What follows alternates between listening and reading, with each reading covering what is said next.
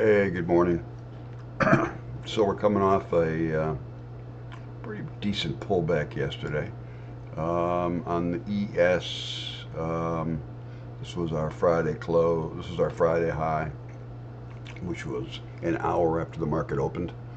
It also represents all-time highs.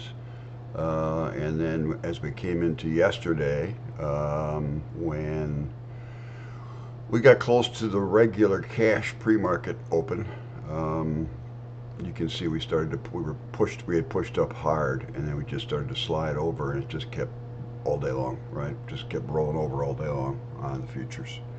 And by the time we got to half an hour, hour and a half into the market open, it looked like we had found the bottom, but we didn't. Coincidentally, that bottom push that we saw right there is exactly where we're sitting on ES right now this morning, right? So this is a little bit confusing chart to trade off of right now, so I'm going to be probably sitting the open out. But there's a case to be made that this here is a 10-minute chart we're looking at on the short term could be a place where the ES opens and starts to try to retake this high that we saw intraday yesterday at about 12:50 p.m. Central, 150 Eastern time. Okay. If it gives up this 60-50, 60-60 area, you could make the case that we're going to go right down to 60-50. It's going to lose 10 points really quickly. You can make that case. Now, I use this as sort of my backup chart that I use for trading SPX options. And you have to remember this pullback yesterday, while it was pretty wicked as the day unfolded, and there was a lot of money made. I personally took several trades through here. But yeah, this is a time of year that upward trend in prices usually are robust and continue to be robust. Not saying the trend can change, but it doesn't usually happen during this Christmas season. Okay, the fourth quarter's strength is historically compelling. It's bolstered by investor optimism. Going for a New Year's start. It's bolstered by consumer spending, all of the Santa Claus rally. So I don't think it's a risk off environment yet, but I'm not convinced it's a risk on environment either. And the reason for that is because we haven't seen a move back up this morning hard in the pre-market off of this. So here's what I'm looking for right now. And what do I have up here? The 5-minute. Let me go on the 30-minute and show you why I have a line drawn here, because it was really messy during the day, right? And we had an area here. This line represents an area that got retaken several times in the past, but it finally gave it up yesterday, which is why I have it as my first spot, 605.50. This was a line that represents, on the 30-minute, a push up hard through it intraday, and a push up hard down through it intraday, and then a push back through it intraday.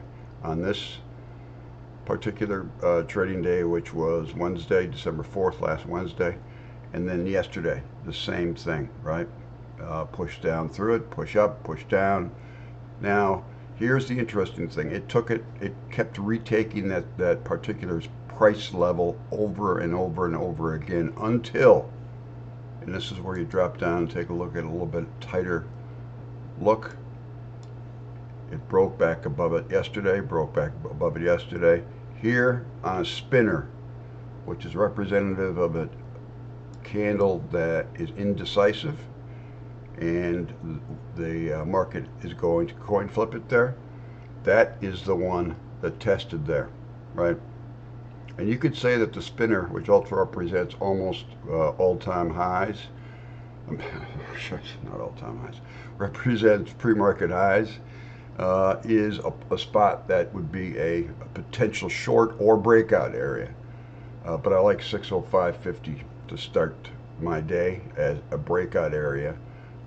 And I say breakout area because it just makes sense with this momentum we have in the market that they're going to put risk back on again today. It just makes sense from a historical patterns. Doesn't mean that it will happen. So this is a pivot point. In other words, if you're going to take a long there, have your stop underneath it, because it could very well be a false breakout long that you end up with, right?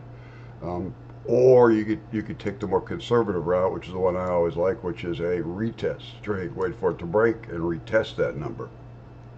That's a key spot, and I know it's a short-term look, so a lot can happen there. But there was an indecision at that point when at previous times there was no indecision at that point. There was there, and the decision was to take it down. 604.01, which is pre-market lows, lines up with this gap that filled up yesterday and took it all the way down to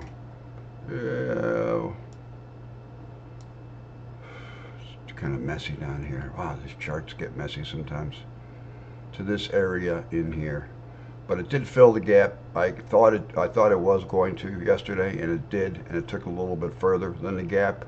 And took it down to the closing price of Tuesday, December 3rd. So that's the spot. Yesterday's lows after hours. That's the spot that I like for a long potential. It's definitely a pivot, and probably represents more of a go long potential than for a breakdown on it. But as you can see by the prior activity, it gets really messy underneath there. So no one can tell for sure what's going to happen in the future, but I probably like it for a long more so than a short today. So those are my thoughts. Break and retest, or short if you believe that the risk off that I was talking about yesterday in our room is true. That's kind of what I'm looking at right now. I don't see anything else. Let's take a look at the 2 hour really quick.